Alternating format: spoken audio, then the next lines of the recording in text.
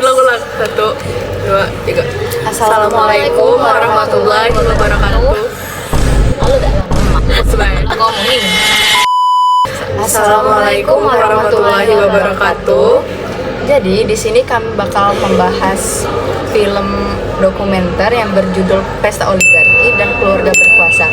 Sebelumnya perkenalkan, kami dari kelompok 9 yang beranggotakan saya Mariza Sarenta, Saya Putri Felicia Mulyadi. Saya Dwi Ramadhani. Saya Maulida Nabiah Hasan. Oke, di sini kita bakal reaction film Pesta Oligarki dulu. Tenang saja Pak Prabowo, tenang saja Pak. Saya sudah ada di sini.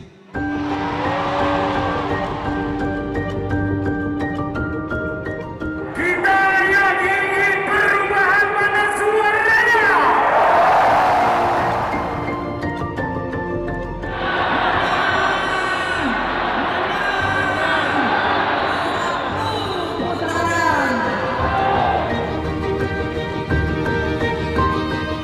Pemilu itu pesta demokrasi. Yang namanya pesta, harusnya rakyat itu bersenang. Iya enggak?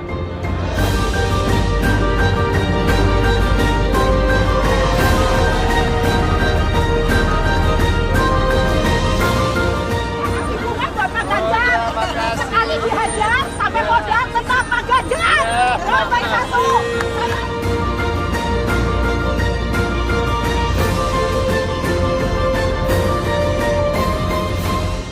Masyarakat hanya dapat harapan semu, seolah-olah mereka punya pemimpin baru, punya harapan baru, punya janji baru.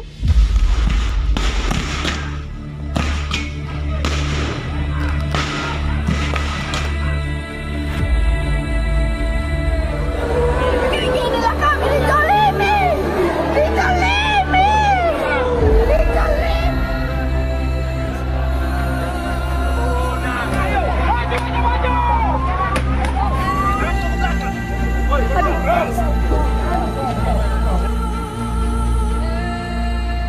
Tiga 4 tahun yang lalu sudah saya bicarakan bahwa yang bikin banyak pembajakan demokrasi memang partai politik. Partai politik seperti imperium baru.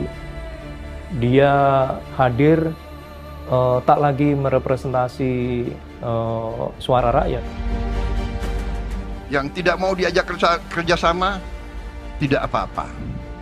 Kalau ada yang mau nonton di pinggir jalan, silahkan jadi penonton yang baik. Tapi kalau sudah tidak mau diajak kerjasama, ya jangan mengganggu. Dan karena itu saya menyambut sangat baik sedianya Nasdem untuk bergabung dengan kami. Ini nggak ada pemilu sebenarnya. Ini cuman kita ngabisin duit untuk milih Prabowo sama Gibran kira-kira sebenarnya.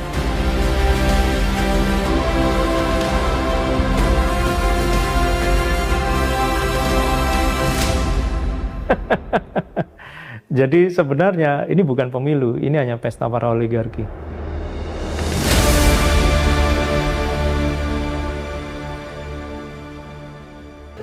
Oke, selanjutnya kita bakal nonton film Keluarga Berkuasa. Saudara Profesor Dr. Haji Anwar Usman SHMH bin Haji Usman, saya nikahkan dan saya jodohkan dengan saudari perempuan saya, Idayati binti Noto Miharjo. Ini Pak Jokowi juga adalah bapak politik dinasti Indonesia gitu. Karena apa? Karena untuk pertama kalinya dalam sejarah Republik, suksesi dinasti di level nasional yang dilakukan secara langsung itu terjadi.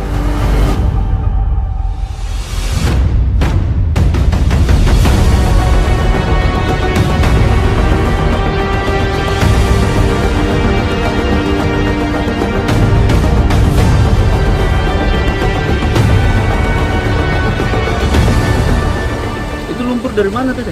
Dari gunung itu. Dari Tambang Mas. Oh, dari atas itu? Iya. Perusahaan punya itu? Perusahaan punya. Ini yang dibawa air? Iya, bawa air kemarin. Nah, ketika demokrasi tidak ada kontrol, yang terjadi adalah penyalahgunaan kesewenang-wenangan, praktik koruptif, dan juga pembangunan akan stagnan, kemiskinan akan semakin buruk.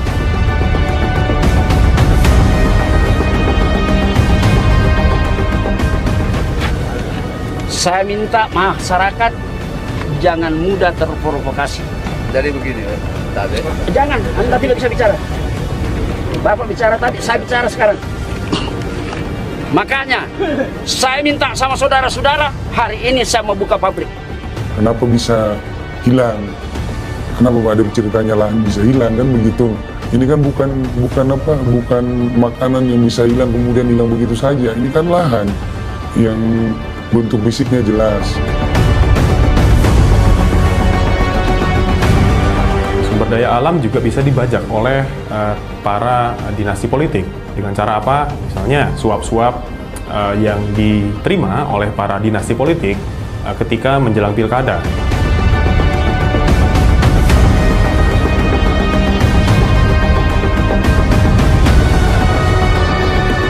Tadi kalau nggak salah baru 2 yang ngomong. Silakan lanjut. Ya, nggak perlu mengatur fraksi yang lain. Yang penting fraksi PDI sudah menyampaikan pendapatnya. Fraksi lain menyatakan persetujuannya, ya urusannya fraksi lain-lain gitu. Rapat panja kami nyatakan ditutup.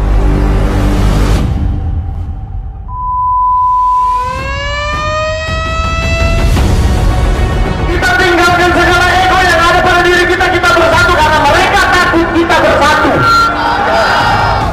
Eskalasi kemarahan itulah yang membuat masyarakat bergerak.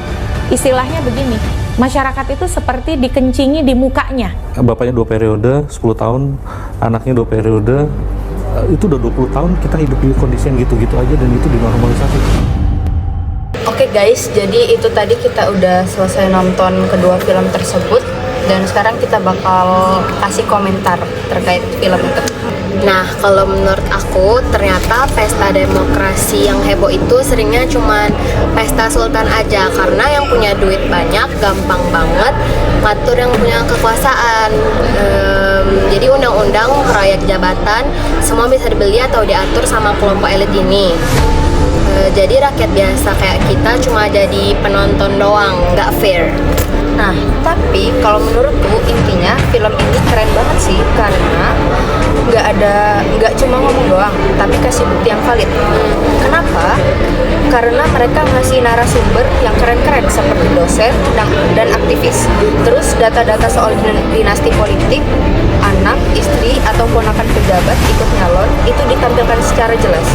Bagian paling nampol adalah saat mereka tunjukin bagaimana alam kita dirusak buat kepentingan bisnis para elit ini. Itu bikin kita mikir, tega banget sih mereka kayak gitu. Terus juga dampaknya itu sih yang fatal banget. Masa depan kita tuh kayak digadain gitu loh istilahnya. Kenapa? Kebijakan yang dibuat sama oligarki, misalnya utang negara atau proyek-proyek yang merusak lingkungan, itu yang nanggung kita sendiri, generasi muda. Terus kalau ada yang protes, suaranya langsung dibungkam. Yang lebih parah, sistem pemilu yang harusnya dibikin secara adil malah jadi alat cuci tangan buat mereka supaya kelihatan legal. Kalau kamu gimana, Cak? Fix sih, film ini tuh wajib banget jadi PR buat semua mahasiswa. Jadi kita tuh harus lebih melek politik, nggak cuma ikut tren. Kalau mau lawan oligarki ya kita harus bikin kontrol yang kuat di publik. Pokoknya kita tuh harus lebih kepo sama kerjaan pejabat dan nagih pertanggungjawaban mereka. Jangan cuma pas milu aja, tapi setiap hari. Di sini kita juga ngerangkum soal pesta oligarki dan keluarga berkuasa.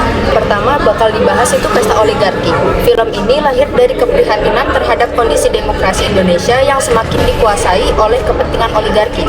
Oligarki di sini merujuk pada segelintir elit politik dan pemilik modal besar yang mengendalikan arah kebijakan negara. Selanjutnya ada isi utama pesta oligarki. Yang pertama menggambarkan bagaimana kekuatan modal dan elit politik mendominasi jalannya demokrasi. Lalu yang kedua menyoroti berbagai peristiwa penting seperti kampanye Pilpres 2024 konflik agraria dan tragedi Kanjuruhan. Yang ketiga yaitu menunjukkan bagaimana rakyat sering menjadi korban dari kebijakan yang berpihak pada kepentingan elit. Lalu yang terakhir, kritik terhadap 10 tahun pemerintahan Jokowi yang dianggap membuka ruang lebih luas bagi oligarki. Di sini pesan yang disampaikan, yang pertama, demokrasi Indonesia masih rapuh dan mudah dikalahkan oleh kepentingan modal. Yang kedua, rakyat perlu lebih kritis terhadap praktik politik yang tidak sehat. Yang ketiga, pentingnya kesadaran publik untuk menolak dominasi oligarki dalam kehidupan berbangsa. Nah, selanjutnya aku akan bahas tentang keluarga berkuasa, yaitu dokumenter Keluarga Berkuasa menyoroti praktik dinasti politik di Indonesia, di mana jabatan publik diwariskan antar anggota keluarga. Film ini menunjukkan bagaimana nepotisme dan patronase mempersempit akses politik rakyat biasa, sehingga demokrasi terjebak dalam lingkaran elit keluarga. Selanjutnya, case utamanya yang pertama ada menampilkan contoh keluarga politik yang memiliki pengaruh besar di tingkat lokal maupun nasional. Yang kedua, menggambarkan bagaimana jabatan publik seringkali berpindah antar anggota keluarga. Yang ketiga, menunjukkan praktik nepotisme dan pronase politik yang mengakar. Lalu yang terakhir, ada menyajikan wawancara dengan akademisi, aktivis, dan masyarakat yang terdampak. Jadi pesan yang disampaikan adalah demokrasi bisa terjebak dalam lingkaran elit keluarga, sehingga akses politik rakyat biasa semakin sempit. Selanjutnya juga dinasti politik berpotensi menciptakan ketidakadilan sosial dan memperkuat oligarki. Yang terakhir, mengajak penonton untuk kritis terhadap praktik politik yang tidak sehat. Relevansinya bagi masyarakat, film dokumenter Pesta Oligarki dan Keluarga Berkuasa memiliki relevansi yang besar bagi masyarakat karena keduanya membuka wawasan tentang bahaya oligarki dan dinasti politik dalam kehidupan demokrasi. Melalui narasi kritis dan bukti nyata, film ini mengajak penonton untuk lebih peka terhadap praktik kekuasaan yang tidak sehat serta dampaknya terhadap keadilan sosial. Dokumenter tersebut juga berfungsi sebagai sarana pendidikan politik, terutama bagi generasi muda, agar mereka lebih kritis dalam menilai proses demokrasi dan tidak mudah terjebak dalam narasi elit. Selain itu, film ini mendorong refleksi kolektif bahwa demokrasi bukan hanya soal memilih dalam pemilu, tetapi juga soal bagaimana kekuasaan dijalankan dan diawasi. Dengan demikian, dokumenter ini menjadi pengingat penting bahwa partisipasi aktif masyarakat sangat diperlukan untuk menjaga agar demokrasi tetap terbuka dan berpihak pada rakyat. Kesimpulan, film dokumenter Pesta Oligarki dan Keluarga Berkuasa sama-sama menegaskan bahwa demokrasi Indonesia masih dibayangi oleh kekuatan oligarki dan dominasi keluarga politik. Keduanya menunjukkan bagaimana kekuasaan seringkali terkonsentrasi pada segelintir elit sehingga ruang partisipasi rakyat menjadi sangat terbatas. Pesan utama yang dapat ditarik adalah pentingnya kesadaran publik untuk lebih kritis terhadap praktik politik yang tidak sehat dan berani menuntut transparansi serta keadilan.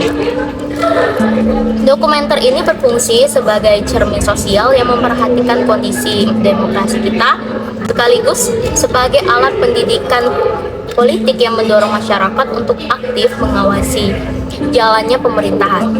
Pada akhirnya, film ini mengingatkan bahwa demokrasi hanya bisa bertahan jika rakyat terlibat secara aktif dan tidak membiarkan kekuasaan dikuasai oleh segelintir elit. Oke, mungkin itu sekian penjelasan dan kesimpulan dari kami.